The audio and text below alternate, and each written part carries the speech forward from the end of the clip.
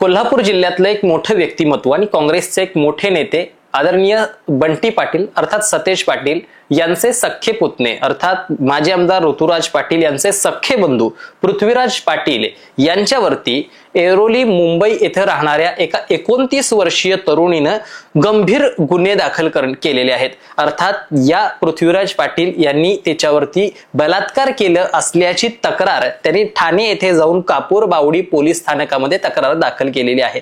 तक्रार अत्यंत भयानक आहे आणि या तक्रारीमुळे संपूर्ण राज्यभरात असेल कोल्हापुरात असेल खळबळ माजलेली आहे। विरोधकांकडून बंटी पाटील यांच्यावरती टीकेची झोड उठवली जात आहे आणि या तक्रारीनंतर अनेक अफवा तफवा पसरवल्या जात आहेत।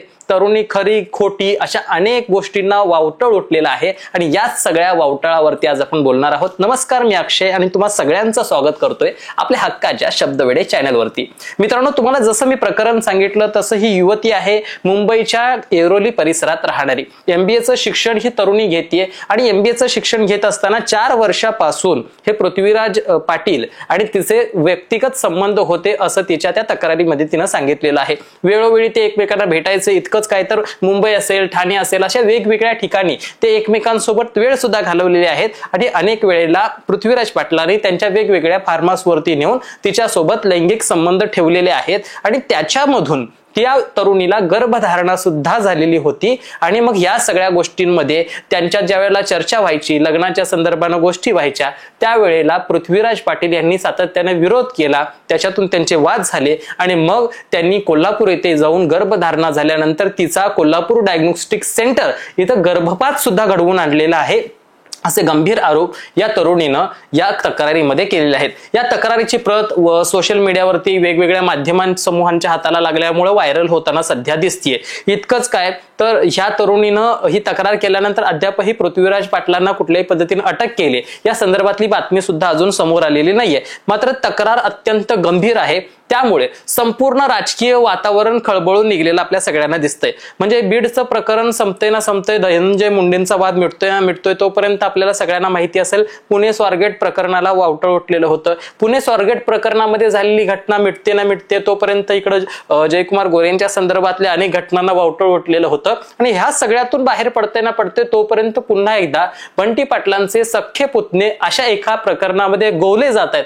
हे लक्षात आल्यानंतर विरोधकांनी सुद्धा बंटी पाटलांनी नैतिकता दाखवत स्वतःच्या पदाचा राजीनामा द्यावा असा आवाज अनेक जण उचलताना दिसत आहेत। मग या सगळ्या प्रकरणामध्ये बंटी पाटलांचं काय मत आहे तर त्यांनी त्यांचं खंडन अनेक गोष्टींचं करून दाखवलेलं आहे।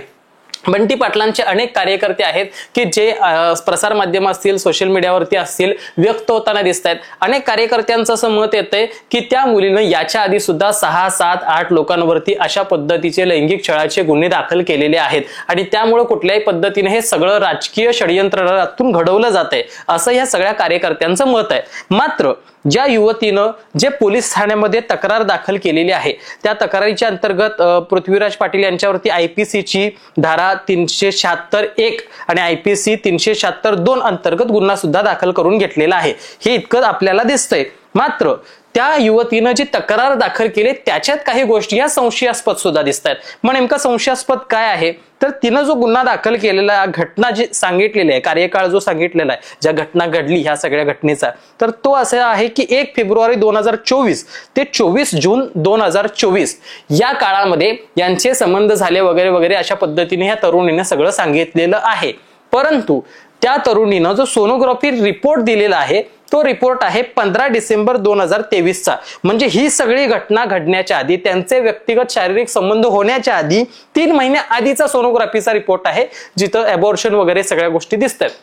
मग मला असा प्रश्न विचारायचा आहे किंवा माध्यमांवरून सुद्धा विचारला जातोय की मग यांचे संबंध जर 24 साली घडलेले असतील मग 23 सालचा सोनोग्राफी रिपोर्ट कसा प्रेझेंट झाला? मग याच्यामध्ये कुठेतरी काहीतरी काळबेर आहे का? खरंच इथं राजकीय षडयंत्रातून हे घडवलं जातंय की खरंच याच्यामध्ये पृथ्वीराज पाटील यांचे संबंध होते का? हा चिंतनाचा मुद्दा आहे। असं म्हटलं जातंय की तरुणीनं व्हॉट्सअप चॅट्स असतील, कॉल रेकॉर्डिंग्स असतील किंवा बारीक सारीक काही गोष्टी असतील या सुद्धा पोलीस ठाण्यामध्ये दिलेत। हे माध्यम समूहांवरूनच आमच्यापर्यंत गोष्टी पोहोचतात।